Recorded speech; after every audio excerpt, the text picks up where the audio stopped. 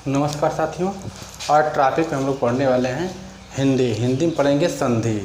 तो संधि में जैसा कि हम 2 वीडियो डाल चुके हैं, एक स्वर संधि, एक व्यंजन संधि। आज हम लोग पढ़ेंगे विसर्ग संधि। विसर्ग संधि यानी विसर्ग संधि क्या, इसी को हम लोग आज समझेंगे। तो देखिए, हमको ध्यान देना है कि विसर्ग संधि कहते किसे हैं।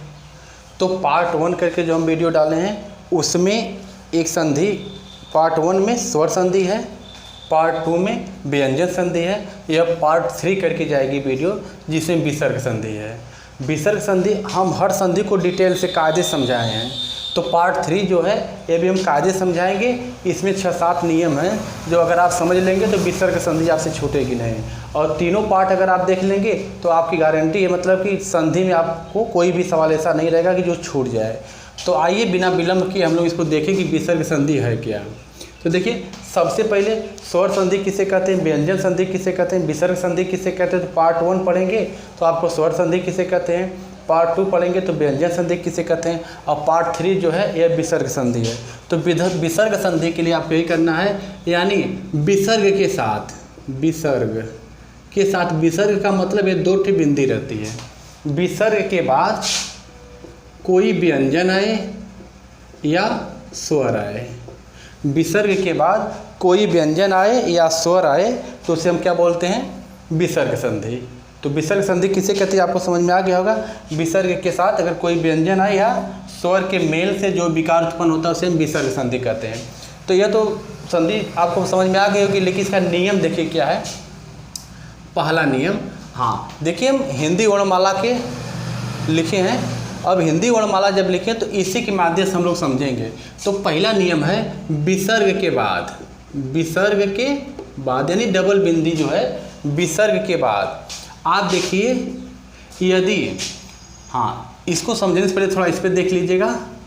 यह जो क से लेके प तक है, इसको हम वर्ग की श्रेणी में डालते हैं, यानी क वर्ग, च वर्ग, ट वर्ग, त वर्ग, प वर्ग। तो अब इस पहला रहेगा तो प्रथम वर्ण, ये रहेगा दूसरा, तीसरा, चौथा, पांचवा, इस तरफ 1 2 3 4 5 वर्ण हो जा रहे हैं। और वर्ग बोलेंगे तो क वर्ग से लेके प वर्ग तक, यानी क वर्ग, च वर्ग, ट वर्ग, त वर्ग और प वर्ग। तो इसके हिसाब से हम लोग समझेंगे। तो पहला नियम हमारा कह रहा है विसर्ग के बाद यदि च छ आ जाए, च छ का मतलब यह है, अगर विसर्ग के बाद च या छ आए तो हम लोग विसर्ग के स्थान पर कर देंगे यह आधा, बड़ा आधा स। ध्यान दीजिए, यदि विसर्ग के बाद च छ यानी च छ आ रहा है तो विसर्ग के स्थान पर यह आधा स हो जाएगा, बड़ा वाला। उदाहरण से आप समझिए, इसका उदाहरण आपका रहेगा निह धन छल, निह धन छल। अब देखिए, विसर्ग है, विसर्ग के बाद हम बोले च रहे या छ रहे तो यहाँ पर छ है, तो क्या हो जाएगा, यह बड़ा आधा स हो जाएगा। यानी इसको आप लिख सकते हैं निश्छल। समझ में आ गया होगा। दूसरा उदाहरण ले लीजिए, विसर्ग के बाद यानी निह धन चल, यही नियम ना, विसर्ग के बाद च छ रहे तो क्या हो जाएगा, आधा स, यह हो जाएगा निश्चल। पहला नियम। इसी में दूसरा क्या है, विसर्ग के बाद, विसर्ग के बाद यदि ट ठ रहे, विसर्ग के बाद यदि ट ठ रहे तो वहाँ पर क्या, ट और ठ रहे तो वहाँ पर क्या हो जाएगा, जो मूर्धन्य आधा स हो जाता है। अब इसका उदाहरण से आप समझ लीजिए, आपको कायदे समझ में आ जाएगा। जैसे दूह धन ट तो क्या हो जाएगा, दुष्ट। ये समझ में आ गया होगा। एक उदाहरण और इसका देख लीजिए, धनु धन टकार तो क्या हो जाएगा, धनु धन टकार, धनुष टकार। यानी हमारे कहने का मतलब, यह जो हम पहला नियम पढ़ रहे हैं उसमें यही कहा गया है कि विसर्ग के बाद यदि च छ रहे तो जो बड़ा आधा स होता है, ट ठ रहे तो मूर्धन्य आधा स होता, तो देखिए मूर्धन्य आधा स हो जा रहा है। अच्छा, तो थ रहे विसर्ग के बाद क्या तो थ। विसर्ग के बाद यदि तो थ रहे तो उसके स्थान पर आधा स हो जाता है, छोटा आधा स। कहीं कहीं यहाँ आपको बड़ा आधा स भी मिलेगा, लेकिन अधिकांश छोटा आधा स मिलेगा। इसका उदाहरण देख लीजिए, जैसे में आप लिख सकते हैं मनः धन ताप, मनः धन ताप, मनस्ताप, मनस्ताप। स्क्रीन दिखाई दे रही फूल? हाँ ठीक है, स्क्रीन पर दिखाई दे रही है। मनः धन ताप बराबर मनस्ताप। दूसरा इसका उदाहरण ले लीजिए, बनः धन पति, बनः धन पति हो जाएगा वनस्पति, वनः धन पति हो जाएगा आपका वनस्पति। हाँ आप ध्यान दीजिए, हम यही बोले हैं कि यदि विसर्ग के बाद च छ रहे तो बड़ा आधा स, ट ठ रहे तो मूर्धन्य आधा स, और त थ रहे तो छोटा आधा स हो जाएगा। तो हर उदाहरण एक एक हो गया। यह नियम आपको समझ में आ गया होगा। यदि यह नियम समझ में आ गया हो तो इसका स्क्रीनशॉट ले लीजिए, हम अगला बता रहे हैं।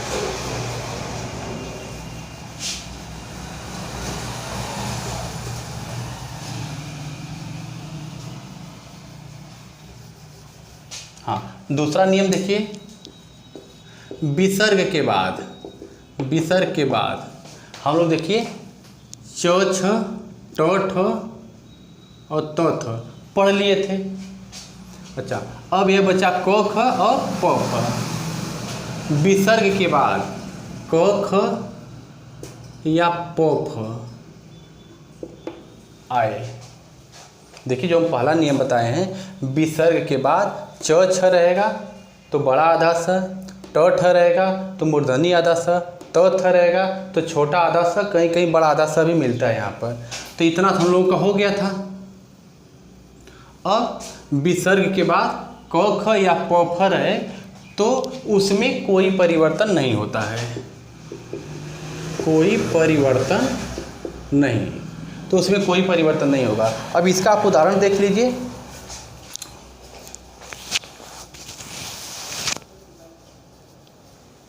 हाँ इसका उदाहरण देखिए, अंतः, अंतः धन पूर्व। आप इसको लिख सकते हैं अंतः पूर्व, यानी इसमें कोई चेंजिंग नहीं होगा।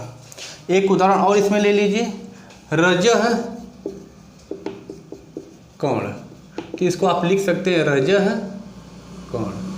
यानी हमारे कहने का मतलब विसर्ग के बाद क ख या प फ रहेगा तो उसमें कोई परिवर्तन नहीं होगा, जैसे में उदाहरण से आपको समझ में आ गया होगा। तो दूसरा नियम देखिए, पहला नियम बस यही था कि विसर्ग के बाद च छ रहेगा तो बड़ा आधा स, ट ठ रहेगा तो मूर्धन्य आधा स, त थ रहेगा तो छोटा आधा स हो जाएगा। अब बच गया वर्ग में क ख और प फ, तो विसर्ग के बाद क ख या प फ रहेगा तो उसमें हम कोई परिवर्तन नहीं करेंगे। ये दूसरा नियम है, उदाहरण के साथ ही हम आपको बता दिए। अगर दूसरा नियम समझ में आ गया होगा तो तीसरा नियम थोड़ा आइए, तीसरा नियम समझा जाए। विसर्ग के बाद, विसर्ग के बाद यदि तीनों स आए, यानी बड़ा स, मूर्धन्य स और छोटा स, यदि विसर्ग के बाद तीनों स आए तो इसमें भी कोई परिवर्तन नहीं होता है, कोई परिवर्तन नहीं होगा। इसका उदाहरण देख लीजिए। कोई परिवर्तन नहीं है तो उदाहरण से हम लोग समझ रहे हैं इसको कि इसका कोई जब नहीं हो रहा है तो, जैसे निह धन सार, आप इसको लिख सकते हैं निह सार। अगला इसका उदाहरण ले लीजिए, निह धन संदेह, तो इसको हम लिख सकते हैं निह संदेह। बात समझ में आ गई होगी। देखिए हम लोग 3 नियम पढ़े, तीनों नियम एकदम बिल्कुल आसानी से समझ में आ गया। पहला नियम क्या था, विसर्ग के बाद यदि च छ रहे तो बड़ा आधा स, ट ठ रहे तो मूर्धन्य आधा स, त थ रहे तो छोटा आधा स, कहीं कहीं बड़ा आधा स भी मिल जाता है। तो यह 3 हम लोग समझ गए। उसके बाद फिर विसर्ग के बाद क ख या प फ आए, उसमें कोई परिवर्तन नहीं होता है। फिर तीसरा नियम है, विसर्ग के बाद तीनों स, यानी बड़ा सा मूर्धन्य स छोटा सा आए तो उसमें भी कोई परिवर्तन नहीं होता है। उदाहरण के साथ हम यहाँ बता दिए आपको। तो 3 नियम हमको लग रहा है आपको समझ में आ गया होगा। चौथा नियम आप देख लीजिए, विसर्ग से पहले छोटी ई या छोटा ऊ रहे। यहाँ लिख दे रहे हैं, विसर्ग से पहले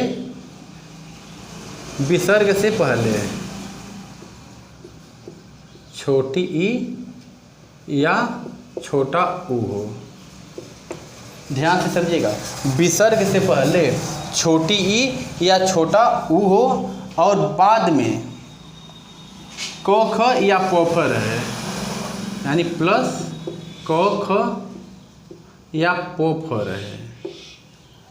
विसर्ग से पहले छोटी ई या छोटा ऊ रहे, बाद में क ख या प फ रहे, तो यह मूर्धन्य आधा स हो जाता है। इसको थोड़ा ध्यान रखिएगा।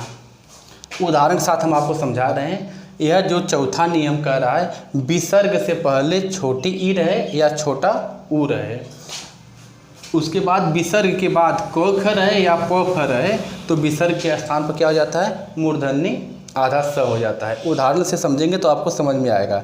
इसका उदाहरण ले लीजिए, जैसे निह धन कपट।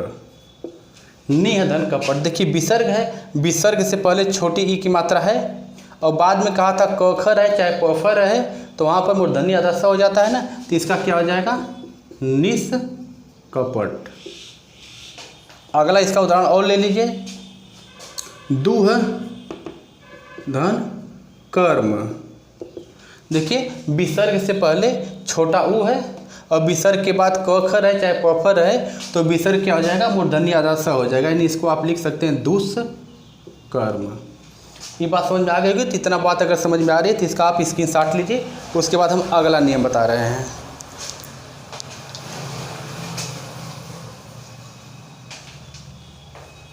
हाँ देखिए, इसमें हम लोग 4 नियम पढ़ चुके हैं, 2-3 नियम और पढ़ेंगे, पूरा विसर्ग क्लियर हो जाएगा। 4 नियम हो गया। अब देखिए 5वां नियम।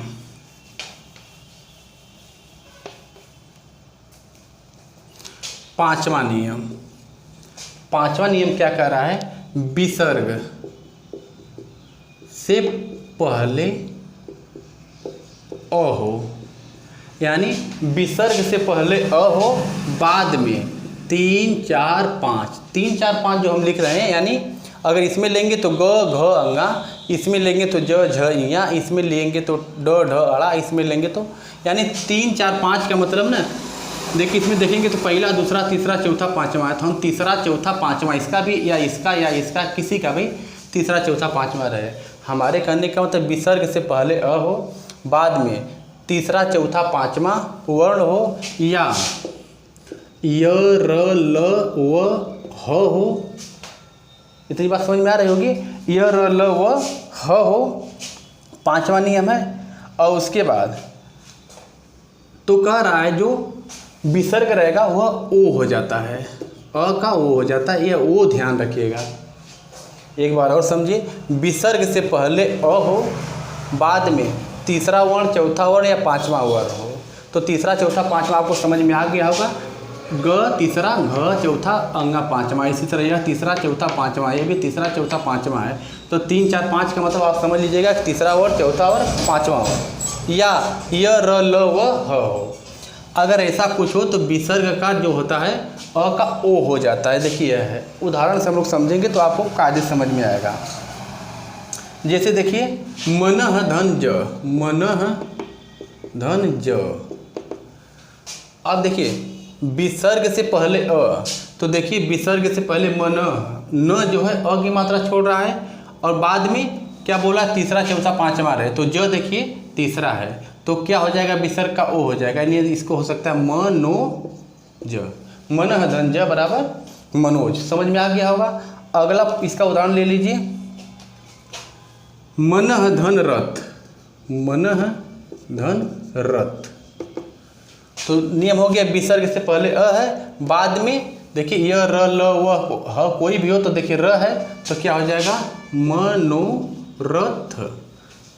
बात समझ में आ रही है कि। अगला उदाहरण इसे देखिए, समझिए, तपः धन भूमि, तपः धन भूमि। यानी अ है विसर्ग से पहले, अब फिर बाद में क्या है, भ है, तो तीसरा चौथा, देखिए भ चौथा हो रहा है ना, और इसको क्या लिख सकते हैं आप, तपो भूमि।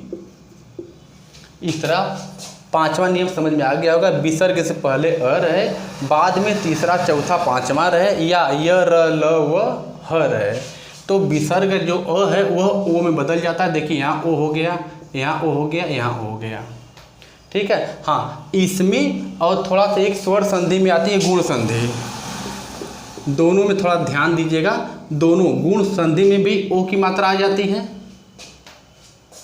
और यहाँ भी आती है। तो यहाँ विसर्ग और प्लस तीसरा चौथा पांचवा या र ल व होता है। इसमें इसका हम उदाहरण बता दे रहे हैं आपको, जैसे गुण संधि का उदाहरण ले लीजिए, जैसे सूर्योदय, सूर्योदय, तो यह क्या है, सूर्य धन उदय, यानी ऊ का ओ हो रहा है। तो यहाँ देखिए ओ की मात्रा है, तो कुछ लोग ट्रिक याद कर लेते हैं कि ए की मात्रा ओ की मात्रा रहे, तो हमको यहाँ ध्यान देना है। विसर्ग में पहला विसर्ग से पहले अ रहे और तीसरा चौथा पांचवा रहे, चाहे य र ल व ह रहे, तो आप क्या विसर्ग का ओ हो जाता है। यहाँ देखिए ओ यहाँ भी है, तो आप इसमें थोड़ा सा स्वर संधि में गुण संधि है, इसको थोड़ा ध्यान दे दीजिएगा। हम स्वर संधि में इसको डिटेल समझाए हैं। वहाँ अ के बाद ऊ मिलता है तो ओ होता है, यहाँ अ के बाद तीसरा चौथा पांचवा या र ल व होता है तब होता है। तो इसमें आप ध्यान दीजिएगा, बहुत इंपॉर्टेंट है, परीक्षा में इसी जगह से वो फंसाता है, ठीक। तो इसको ध्यान रखिएगा। पांचवा नियम आपको ये बताए हैं, विसर्ग से पहले अ हो, बाद में तीसरा चौथा पांचवा वर्ण हो, चाहे य र ल व ह हो, विसर्ग क्या हो जाता है, ओ हो जाता है। समझ में आ गया होगा। इसकी साथ ले लीजिए, उसके बाद हम अगला नियम बता रहे हैं।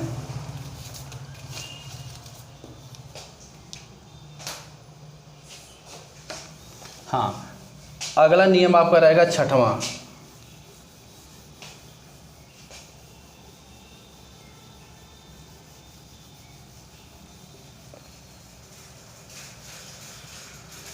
देखिए छठवां नियम कह रहा है, विसर्ग, विसर्ग से पहले अ या आ को छोड़कर कोई स्वर हो, विसर्ग से पहले अ या आ को छोड़कर कोई स्वर हो, बाद में तीसरा चौथा पांचवा या य र ल व ह हो। विसर्ग से पहले अ या आ को छोड़कर कोई स्वर हो, बाद में तीसरा चौथा पांचवा हो या य र ल व हो, तो कोई भी स्वर हो, तो क्या होता है, विसर्ग जो होता है र में बदल जाता है, विसर्ग र में बदल जाता है। उदाहरण से आप समझेंगे तो कायदे समझ में आ जाएगा। इसका उदाहरण ले लीजिए, दुह धन आशा, दुह धन आशा, तो क्या हो जाएगा, दुराशा। देखिए हम यही बोले ना, विसर्ग से पहले अ या आ को छोड़कर कोई स्वर हो, तो यहाँ तो ऊ है, और बाद में तीसरा चौथा पांचवा रहे, चाहे य र ल व ह रहे या कोई स्वर रहे, तो देखिए यहाँ स्वर आ गया, तो विसर्ग क्या बदल जाता है, र में बदल जाता है। यहाँ र में बदल जा रहा है ना, तो दुराशा हो गया। अगला इसका उदाहरण ले लीजिए, निह धन गुण, निह धन गुण, तो देखिए विसर्ग से पहले बताया गया ना, अ आ को छोड़कर कोई स्वर हो, तो देखिए छोटी ही है, और बाद में तीसरा चौथा पांचवा देखिए ग है, चौथा हो गया, तो क्या हो जाएगा, र में बदल जाएगा, तो हो जाएगा निर्गुण। नियम समझ में आ गया होगा। एक उदाहरण और देखिए, इसका उदाहरण और रहेगा आपका, निह धन बल, निह धन बल, तो क्या हो जाएगा, निर्बल। हमको लग रहा है समझ में आ गया होगा। ये आपका छठवां नियम। छठवां नियम बस यही है, विसर्ग से पहले अ या आ को छोड़कर कुछ भी हो, कोई स्वर हो, बाद में तीसरा चौथा पांचवा रहे या य र ल व रहे, चाहे कोई स्वर रहे, तो यह जो विसर्ग है र में परिवर्तित हो जाता है। ये आपका हो गया छठवां नियम। एक नियम और आप इसमें देख लीजिए, उसके बाद आपका ही पूरा क्लियर हो जाएगा।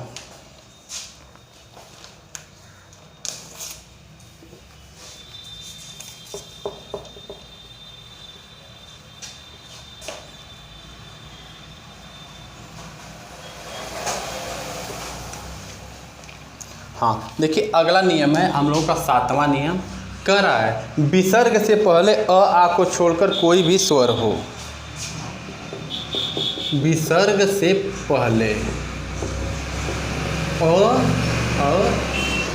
आ को छोड़कर कोई भी स्वर हो, बाद में विसर्ग से पहले अ या आ को छोड़कर कोई भी स्वर हो, बाद में र हो, ठीक, तो विसर्ग का लोप हो जाता है। यानी विसर्ग जो है वह लोप यानी समाप्त हो जाता है, विसर्ग का लोप हो जाता है। और अगर हास्य स्वर है तो वह दीर्घ हो जाता है। हास्य अगर है तो दीर्घ हो जाता है।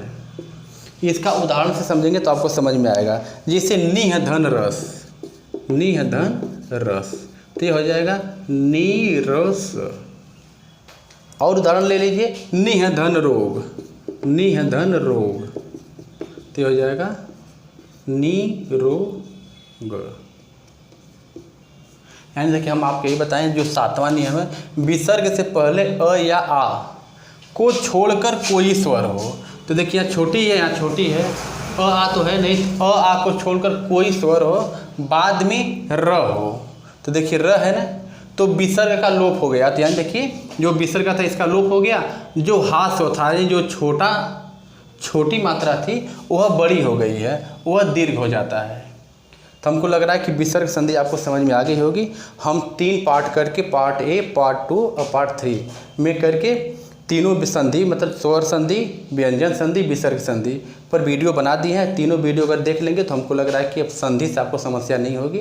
आगे मिलेंगे दूसरी वीडियो के साथ, तब तक के लिए धन्यवाद।